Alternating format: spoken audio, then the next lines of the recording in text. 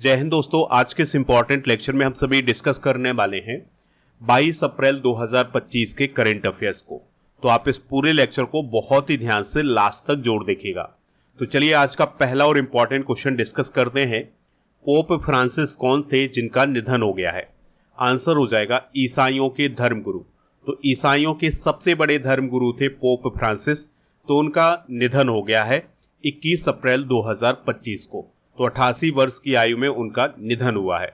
उनका जन्म हुआ था 17 दिसंबर 1936 को और उनका जन्म हुआ था अर्जेंटीना की राजधानी ब्यूनस आयर्स में। तो ये सारे फैक्ट आप नोट करते जाएं। दोस्तों, फेफड़ों में और किडनी में इन्फेक्शन के कारण उनकी मृत्यु हो गई है। उनका असली नाम होता था जॉर्ज मारियो बेरगोलिया। तो उनका असली नाम आप जरूर नोट कर लें। तो वो ईसाइयों के सबसे बड़े धर्मगुरु थे, इस बात को भी आप याद रखिएगा। पोप फ्रांसिस से पहले ईसाइयों के सबसे बड़े धर्मगुरु कौन थे? पोप बेनेडिक्ट 16वें। ठीक है, फिर इनके बाद पोप फ्रांसिस ईसाइयों के सबसे बड़े धर्मगुरु बने थे। पोप फ्रांसिस के बारे में आपको ये याद रखना है कि वो इतिहास के पहले लैटिन अमेरिकी पोप थे। उनका जन्म हुआ था अर्जेंटीना में और अर्जेंटीना लैटिन अमेरिका के अंतर्गत आता है, इसलिए वो इतिहास के पहले लैटिन अमेरिकी पोप थे। अमूमन ये होता है कि जो ईसाइयों के धर्मगुरु बनते हैं वो यूरोप से बनते हैं, लेकिन ये अर्जेंटीना से बने थे, यानी लैटिन अमेरिका से बने थे, इसलिए ये इतिहास के पहले लैटिन अमेरिकी पोप थे। दोस्तों, पोप फ्रांसिस 33 साल की उम्र में पहली बार पादरी बने थे और 2013 में वो रोमन कैथोलिक चर्च के 266वें पोप बने थे। इस फैक्ट को आप जरूर नोट करें। पादरी बनने से पहले उन्होंने बाउंसर और केमिस्ट टेक्नीशियन के रूप में भी काम किया था। दोस्तों, अब सवाल आता है कि जो ईसाइयों के सबसे बड़े धर्मगुरु होते हैं वो रहते कहाँ हैं? तो वो वेटिकन सिटी में रहते हैं। अब ये वेटिकन सिटी क्या है? तो दोस्तों, जो यूरोप महाद्वीप का इटली देश है, उस देश के अंदर एक छोटा सा देश है, स्वतंत्र देश है, जिसका नाम है वेटिकन सिटी। तो इसी देश में रहते हैं पोप। दोस्तों, पोप वेटिकन सिटी में स्थित जो अपोस्टोलिक पैलेस होता है उसमें रहते हैं। पोप वेटिकन सिटी के राजा होते हैं, यानी वेटिकन सिटी के राजा कौन होते हैं? पोप होते हैं। उनके पास कार्यकारी, विधायी और न्यायिक शक्तियां होती हैं। तो ये सारी इंफॉर्मेशन आप नोट डाउन जरूर करें। चलिए अगले क्वेश्चन को डिस्कस करते हैं। जेडी बेंस किस देश के उपराष्ट्रपति हैं जो भारत की 4 दिन की यात्रा पर आए हैं? आंसर हो जाएगा अमेरिका। तो अमेरिका के उपराष्ट्रपति जेडी बेंस 4 दिन की भारत यात्रा पर आए हुए हैं। यहाँ पर आप जेडी बेंस को देख सकते हैं। ये है उनकी पत्नी ऊषा बेंस। ठीक है, ऊषा बेंस के बारे में आपको ये याद रखना है कि वो भारतीय मूल की हैं। तो उपराष्ट्रपति बनने के बाद यह जेडी बेंस का पहला आधिकारिक भारत दौरा है, यानी उपराष्ट्रपति बनने के बाद वो पहली बार भारत आए हुए हैं। उन्होंने दिल्ली में स्थित अक्षरधाम मंदिर का भी दौरा किया है। इसके अलावा उन्होंने प्रधानमंत्री मोदी जी से भी मुलाकात की है और व्यापार, टैरिफ, क्षेत्रीय सुरक्षा, समग्र द्विपक्षीय संबंधों पर चर्चा की है। दोस्तों, बात करते हैं अमेरिका की। तो अमेरिका की राजधानी है वाशिंगटन डीसी। राष्ट्रपति हैं डोनाल्ड ट्रंप, उपराष्ट्रपति हैं जेडी बेंस और यहाँ की करेंसी है यूएस डॉलर। यहाँ पर आप यूएस को देख सकते हैं। इसके पड़ोसी देशों में कनाडा, मैक्सिको, ये सभी आते हैं। चलिए कुछ इंपॉर्टेंट करेंट अफेयर्स डिस्कस करते हैं। तो अमेरिका लगातार चौथे साल भारत का सबसे बड़ा व्यापारिक साझेदार बना है। चाइना ने अमेरिका से बोइंग जेट लेने पर रोक लगा दी है। United Nations human rights council यानी यूएनएचआरसी से अमेरिका अभी हाल ही में अलग हो गया है। अमेरिका का राष्ट्रीय पक्षी बाल्ड ईगल बना है।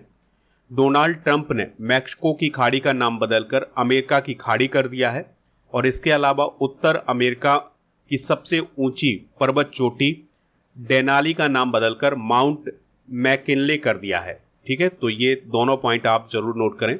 डोनाल्ड ट्रंप ने अमेरिका की खाड़ी दिवस 9 फरवरी को मनाने की घोषणा की है, यानी अब 9 फरवरी को अमेरिका की खाड़ी दिवस मनाया जाएगा अमेरिका में। अगला क्वेश्चन है, भारत चीता परियोजना के तहत बोत्सवाना देश से कितने चीते भारत लाए जाएंगे? आंसर हो जाएगा 8 चीते। तो दोस्तों, भारत सरकार का जो चीता प्रोजेक्ट है उसके तहत बोत्सवाना देश से 8 चीते भारत लाए जाएंगे। तो इसकी घोषणा अभी हाल ही में किसने की है?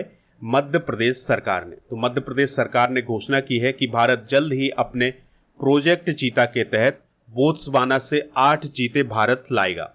और ये जो चीते आएंगे ये कहाँ पर रखे जाएंगे, तो मंदसौर जिले में स्थित है गांधी सागर वन्यजीव अभ्यारण्य, तो वहां पर इनको छोड़ा जाएगा। अभी कल 20 अप्रैल 2025 को कोनो नेशनल पार्क से 2 चीतों को गांधी सागर वन्यजीव अभ्यारण्य में छोड़ा गया है। अब जो बोत्सवाना देश से 8 चीते आएंगे वो भी इसी अभ्यारण्य में छोड़े जाएंगे। दोस्तों, मध्य प्रदेश सरकार ने गांधी सागर अभ्यारण्य में बोत्सवाना से आने वाले चीतों के लिए 8,900 हेक्टेयर क्षेत्र को डेवलप किया है, यानी कि 8,900 हेक्टेयर का क्षेत्र ऐसा बनाया है जो चीतों के लिए अनुकूल है। बात करें अगर हम गांधी सागर वन्यजीव अभ्यारण्य की, तो इसकी स्थापना 1978 में की गई थी। 368 वर्ग किलोमीटर में ये फैला हुआ है और यह मध्य प्रदेश के मंदसौर और नीमच जिले में फैला है। चंबल नदी इस अभ्यारण्य से होकर के बहती है। तो देखिए यहाँ पर आप देख सकते हैं, ये है कोनो नेशनल पार्क और यहाँ पर स्थित है गांधी सागर वन्यजीव अभ्यारण्य।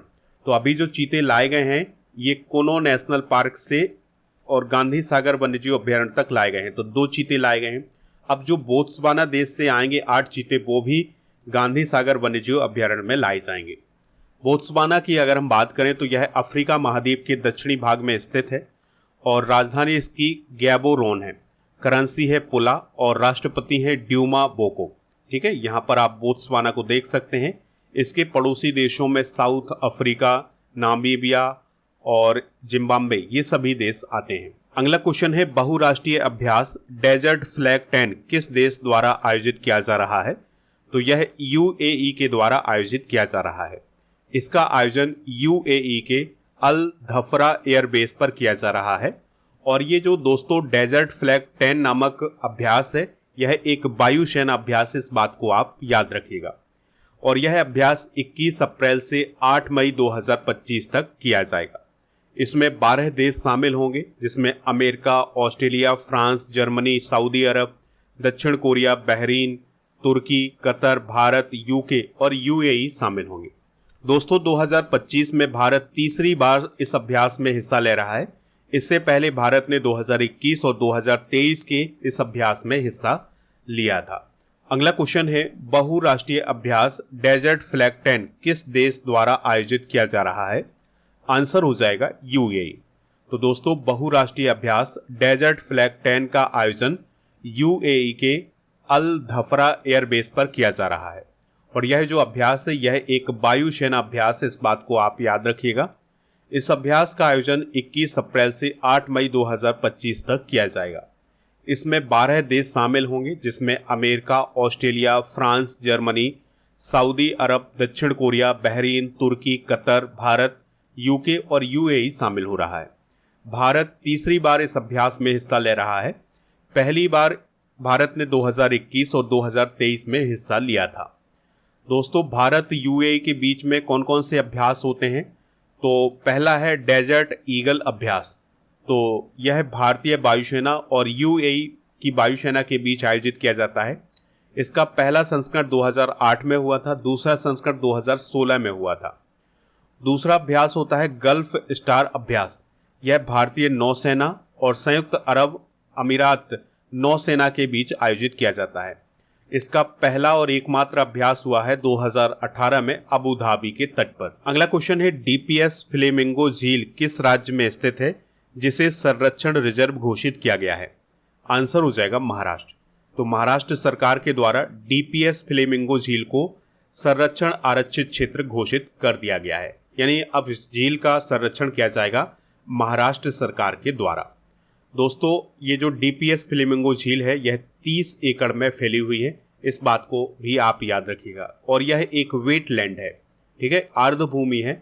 तो अब इसको संरक्षित किया जाएगा। यहाँ की जो वनस्पति है और जो जीव जंतु हैं इन सभी को संरक्षित किया जाएगा महाराष्ट्र सरकार के द्वारा।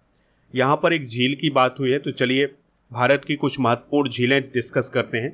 तो लद्दाख में पैगोंग सो है, सो का मतलब होता है झील। तो पैगोंग झील किस राज्य में है, लद्दाख में है। सिक्किम में सो मंगो झील है, मेघालय में उमियाम झील है, पंजाब में सुखना झील है, हिमाचल प्रदेश में चंद्रताल सूरज ताल है, तमिलनाडु में कोडाई कनाल झील है, ओडिशा में चिल्का झील, मणिपुर में लोकटक झील, और जम्मू कश्मीर में डल झील, बुलर झील, बैरीनाग झील है। उत्तराखंड में नैनीताल झील, भीमताल और खुरपाताल झील है। मध्य प्रदेश में भोजताल है और आंध्र प्रदेश में पुलिकट झील और कोल्लेरू झील है।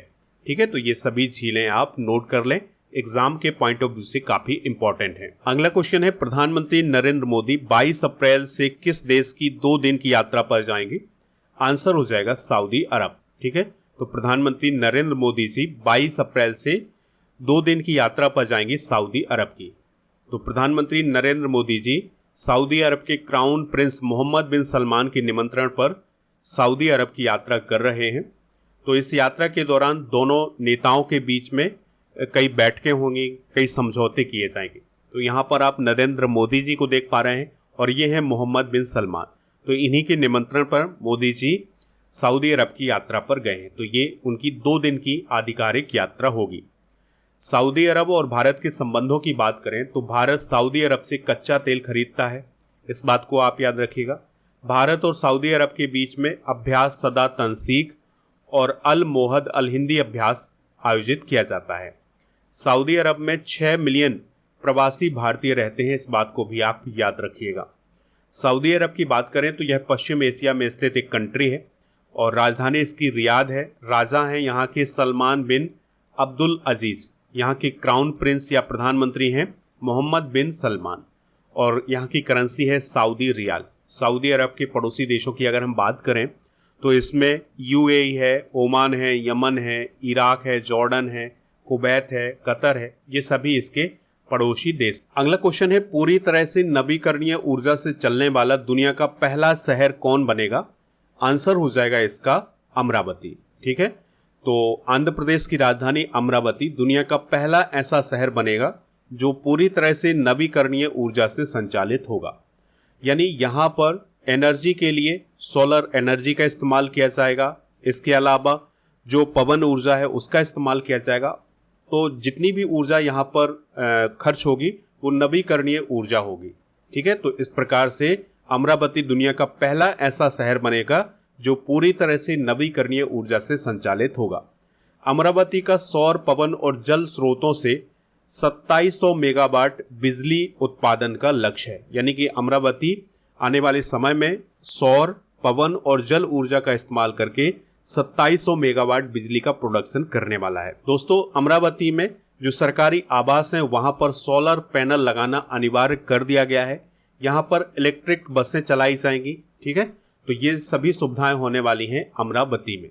दोस्तों, भारत में प्रथम डिस्कस करते हैं तो देश का पहला डिजिटल म्यूजियम बनाया जाएगा महाराष्ट्र में। सेमीकंडक्टर नीति लागू करने वाला भारत का पहला राज्य है गुजरात। भारत के पहले लेखक गांव का उद्घाटन उत्तराखंड में किया गया है। बिहार सरकार द्वारा राज्य के पहले ड्राई पोर्ट का उद्घाटन बेहटा में किया गया है। माउंट शीश पांगमा पर चढ़ाई करने वाले पहले भारतीय बने हैं अर्जुन वाजपेयी। सशस्त्र बल चिकित्सा सेवा की पहली महिला महानिदेशक बनी है आरती सरीन। भारत का पहला ऑक्सीजन पक्षी पार्क नागपुर महाराष्ट्र में स्थापित किया गया है। समन या वारंट डिजिटल रूप से जारी करने वाला पहला राज्य बना है मध्य प्रदेश। जम्मू कश्मीर में जमीन खरीदने वाला पहला राज्य बना है महाराष्ट्र। सिलक्यारा सुरंग किस राज्य में स्थित है जिसे बाबा बौखनाग सुरंग के नाम से जाना जाएगा? आंसर हो जाएगा उत्तराखंड। तो उत्तराखंड में 4.53 किलोमीटर लंबी सिलक्यारा सुरंग की खुदाई 16 अप्रैल 2025 को पूरी हो गई है। तो इस अवसर पर जो उत्तराखंड के चीफ मिनिस्टर हैं पुष्कर सिंह धामी जी, उनके द्वारा ये कहा गया है कि इस सुरंग को अब स्थानीय देवता बाबा बौखनाग के नाम पर जाना जाएगा। ठीक है, यानी इस सुरंग का नाम बाबा बौखनाग सुरंग कर दिया गया है।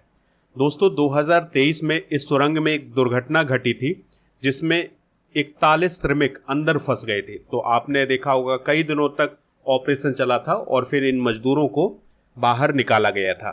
तो इसी सुरंग का नाम अब बाबा बौखनाग के नाम से रखा गया है। इस सुरंग का निर्माण उत्तराखंड के उत्तरकाशी जिले और यमुनोत्री शहर के बीच की दूरी को 26 किलोमीटर कम करने के लिए किया जा रहा है। यह 4 धाम ऑल वेदर रोड परियोजना का एक पार्ट है। इस पॉइंट को भी आप याद रखिएगा। हाल ही में बदले गए नाम डिस्कस करते हैं तो महाराष्ट्र के खुलदाबाद शहर का नाम रत्नापुर किया गया है। राष्ट्रमंडल खेल महासंघ का नाम राष्ट्रमंडल खेल किया गया है औरंगजेबपुर जो कि उत्तराखंड में उसका नाम शिवाजी नगर, गाजीवाली जो कि उत्तराखंड में उसका नाम आर्यनगर, उत्तराखंड का जो खानपुर है उसका नाम श्री कृष्णपुर किया गया है, जोमेटो का नाम इटरनल किया गया है, करीमगंज जिला जो कि असम में उसका नाम श्री भूमि किया गया है, सुल्तानगंज रेलवे स्टेशन जो कि भागलपुर बिहार में उसका नाम अजगैबी नाथ धाम किया गया है, सराय काले खां चौक जो कि दिल्ली में उसका नाम बिरसा मुंडा चौक, और पोर्ट ब्लेयर तो उसका नाम श्री विजयपुरम किया गया है। फ्रेंच लग्जरी ब्रांड चैनल ने भारत से अपना पहला ब्रांड एम्बेसडर किसे नियुक्त किया है? आंसर हो जाएगा अनन्या पांडे। तो दोस्तों फ्रांस की एक कंपनी है जिसका नाम है चैनल, तो उसकी ब्रांड एम्बेसडर कौन बन गई है? अनन्या पांडे बन गई है। अनन्या पांडे इससे पहले Swarovski, Jimmy Choo, Lakme, beats और टाइमैक्स की भी ब्रांड एम्बेसडर के रूप में काम कर रही हैं। दोस्तों चैनल एक फ्रांसीसी लग्जरी ब्रांड है जिसकी स्थापना 1910 में की गई थी कोको चैनल के द्वारा। यह ब्रांड महिलाओं के लिए फैशन से संबंधित जो प्रोडक्ट है वो बनाता है। दोस्तों 2025 के ब्रांड एम्बेसडर डिस्कस करते हैं तो फिट इंडिया आइकॉन के ब्रांड एम्बेसडर बने हैं आयुष्मान खुराना। विजन 2020 इंडिया के सद्भावना राजदूत बने हैं कृष्णामाचारी श्रीकांत। फेडरल बैंक की ब्रांड एम्बेसडर बनी है विद्या बालन। टाटा मोटर्स के ब्रांड एम्बेसडर बने हैं बिक्की कौशल और स्केचर्स के ब्रांड एम्बेसडर बने हैं जसप्रीत बुमराह। इंडिया गेट बासमती चावल के ब्रांड एम्बेसडर बने हैं अमिताभ बच्चन। फिक्की फ्रेम्स के ब्रांड एम्बेसडर बने हैं आयुष्मान खुराना। उमा इंडिया के ब्रांड एम्बेसडर बनी है पीवी सिंधु और खो खो वर्ल्ड कप 2025 के ब्रांड एम्बेसडर बने हैं Salman Khan. Dubai sports council के ब्रांड एम्बेसडर बनी है सानिया मिर्जा और हरभजन सिंह। अगला क्वेश्चन है भारत में सिविल सेवा दिवस कब मनाया जाता है? तो 21 अप्रैल को भारत में सिविल सेवा दिवस मनाया जाता है। दोस्तों यह दिवस 21 अप्रैल को क्यों मनाया जाता है? क्योंकि 21 अप्रैल 1947 को ही सरदार वल्लभ भाई पटेल ने प्रशासनिक सेवाओं के पहले बैच के परिवीक्षकों को संबोधित किया था। ठीक है, तो इस दिन को याद करने के लिए 21 अप्रैल को सिविल सर्विस डे मनाया जाता है इंडिया में। अप्रैल माह के प्रमुख दिवस डिस्कस करते हैं तो 1 अप्रैल को ओडिशा या उत्कल दिवस, 2 अप्रैल को विश्व ऑटिज्म जागरूकता दिवस, 3 अप्रैल को हिंदी रंगमंच दिवस, 5 अप्रैल को राष्ट्रीय समुद्री दिवस, 6 अप्रैल को international day of sport for development and peace दिवस मनाया जाता है, 9 अप्रैल को सीआरपीएफ शौर्य दिवस, 10 अप्रैल को विश्व पार्किंसंस दिवस, 14 अप्रैल को अंबेडकर जयंती, 15 अप्रैल को हिमाचल दिवस, 17 अप्रैल को विश्व हीमोफीलिया दिवस, 19 अप्रैल को विश्व लीवर दिवस, 21 अप्रैल को सिविल सर्विस डे, 22 अप्रैल को विश्व पृथ्वी दिवस, 24 अप्रैल को राष्ट्रीय पंचायती राज दिवस, 25 अप्रैल को विश्व मलेरिया दिवस, 25 अप्रैल को विश्व पेंगुइन दिवस मनाया जाता है, 29 अप्रैल को अंतर्राष्ट्रीय नृत्य दिवस, 30 अप्रैल को आयुष्मान भारत दिवस मनाया जाता है। तो ये थे आज के करंट अफेयर्स के क्वेश्चन। दोस्तों आप स्टडी करके ऐप को इंस्टॉल कर लें, इसका लिंक डिस्क्रिप्शन बॉक्स में दिया गया है। यहाँ पर मिलेगा आपको paid course, e book, test series, daily current affairs की पीडीएफ, क्लास नोट और कोर्स एंड पीडीएफ वाला ऑप्शन। तो इस ऑप्शन पर राजा गुप्ता सर का जो अर्जुन जीएस फाउंडेशन बैच है ये मिल जाएगा, तो इसको आप ज्वाइन कर सकते हैं। ठीक है, और इसको अगर आप ज्वाइन करते हैं तो उसके लिए आप कूपन कोड यूज करें अर्जुन 300, तो आपको 300 रुपये की छूट मिल जाएगी इस कोर्स पर। वैलिडिटी है इसकी 2 वर्ष की, और अगर आपको कोई दिक्कत परेशानी आती है तो आप इस नंबर पर भी कॉल कर सकते हैं। चलिए अब हम कल के करंट अफेयर्स को रिवाइज करते हैं। केंद्रीय वित्त मंत्रालय के अगले राजस्व सचिव के रूप में किसे नियुक्त किया गया है? अरविंद श्रीवास्तव को। संसद खेल महाकुंभ का आयोजन कहाँ किया गया है? लखनऊ। और ICAR के महानिदेशक कौन बने हैं? मांगी लाल जाट। 6वीं एशियाई अंडर 18 एथलेटिक्स चैंपियनशिप 2025 में भारत ने कितने मेडल जीते हैं? 11। किस अभ्यारण्य में कुनो नेशनल पार्क से 2 चीते स्थानांतरित किए गए हैं? गांधी सागर अभ्यारण्य। अमेरिका के किस शहर के द्वारा डॉक्टर BR अम्बेडकर दिवस की घोषणा की गई है? New York city. वी झिंझम अंतर्राष्ट्रीय बंदरगाह किस राज्य में बनकर तैयार हो गया है, जिसका उद्घाटन 2 मई 2025 को PM मोदी करेंगे? केरल। केंद्र सरकार के अनुसार कितने रुपए से अधिक UPI लेन देन पर कोई GST नहीं लगेगा? 2000 रुपए से अधिक। विश्व पृथ्वी दिवस कब मनाया जाता है? 22 अप्रैल को। और मई 2025 में इंटरनेशनल स्पेस स्टेशन पर जाने वाले पहले भारतीय कौन बनेंगे? शुभांशु शुक्ला। दोस्तों आज के जनरल नॉलेज के पिटारे में हम डिस्कस करेंगे लीवर के द्वारा उत्पादित प्रोटीन और उनके काम, जैसे एल्ब्यूमिन, रक्त की मात्रा और दबाव को बनाए रखता है। फाइब्रिनोजिन रक्त के थक्के जमने में सहायता करता है। और प्रोथ्रोम्बिन रक्त के जमने के लिए आवश्यक होता है। और ट्रांसफेरिन रक्त में आयरन का परिवहन करता है। सी रिएक्टिव प्रोटीन यानी CRP शरीर में सूजन का पता लगाने में मदद करता है। पूरक प्रोटीन प्रतिरक्षा कार्य का समर्थन करता है। सेरुलोपास्मिन तांबे के परिवहन में मदद करता है। और एंजियोटेंसिनोजेन रक्तचाप विनियमन में शामिल होता है। ठीक है, तो ये प्रोटीन आप नोट कर लें, ये हमारे लीवर से निकलते हैं।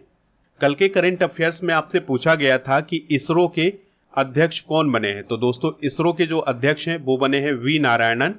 तो सभी लोगों ने इसका आंसर वी नारायणन बताया हुआ है। आज आपके लिए क्वेश्चन है, चिल्का झील किस राज्य में स्थित है। जो भी इसका राइट आंसर हो कमेंट बॉक्स में जरूर बताएं। दोस्तों, स्टडी करके ऐप पर आप मंथली करंट अफेयर्स की ई बुक भी प्राप्त कर सकते हैं, ई बुक वाले सेक्शन पर जाकर के। तो मार्च 2025 की ई बुक आपको हिंदी इंग्लिश दोनों मीडियम में मिल जाएगी। 13 महीने के करंट अफेयर्स की ई बुक और 1800 MCQs की ई बुक जो है वो आपको ऐप पर मिल जाएगी। ऐप पर एक स्पेशल ऑफर चल रहा है जिसमें आप 2025 की जो मंथली करंट अफेयर्स की ई बुक है उसका पैकेज प्राप्त कर सकते हैं मात्र 199 रुपये में। आपको कूपन कोड यूज करना है पैकेज 100। इसी प्रकार से 2024 की ई बुक प्राप्त कर सकते हैं। टेलीग्राम चैनल को ज्वाइन कर लें। टेलीग्राम चैनल का नाम है स्टडी कर ऑफिशियल। दोस्तों, ऐप पर आपको GK GS की ये ई बुक भी मिल जाएगी जिसमें Indian geography, polity, history, science इन सभी टॉपिक को कवर किया गया है। पास वाले ऑप्शन पर जाकर के आप डेली करंट अफेयर्स का टेस्ट भी दे सकते हैं। इसके अलावा टेस्ट पास वाले ऑप्शन पर आपको 4000 से अधिक टेस्ट मिलेंगे 1 वर्ष की वैलिडिटी के साथ।